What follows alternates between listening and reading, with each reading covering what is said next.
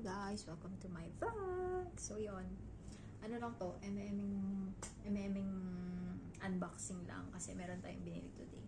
Lagyan natin dito si Richie. Meet my, ano tawag dito, my son. Oh, son! May anak na. Si Richie. So yun. Hi! Welcome to my new boodle. My deserve thing for today's video. Huh, ano lang pinagsasabi niya?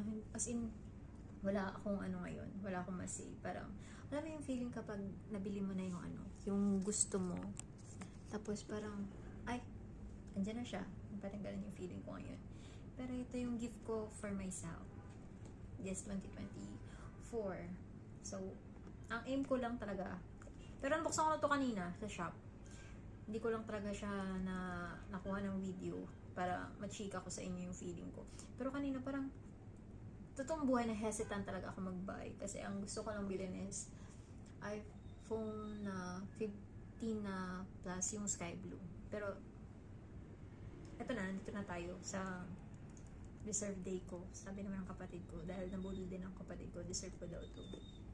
So, yan siya. Open ko na siya kanina. Ayun pa, may problema pala ako. Kasi, gusto kong gamitin yung aking iCloud. Yung iCloud ko before. Kaso nga lang, yung isang phone ko, hindi ko ma-open. Hindi ko alam yung password. So, ngayon, ayan siya. Actually, ano pa lang siya. Hindi ko pa siya nako-connect sa data.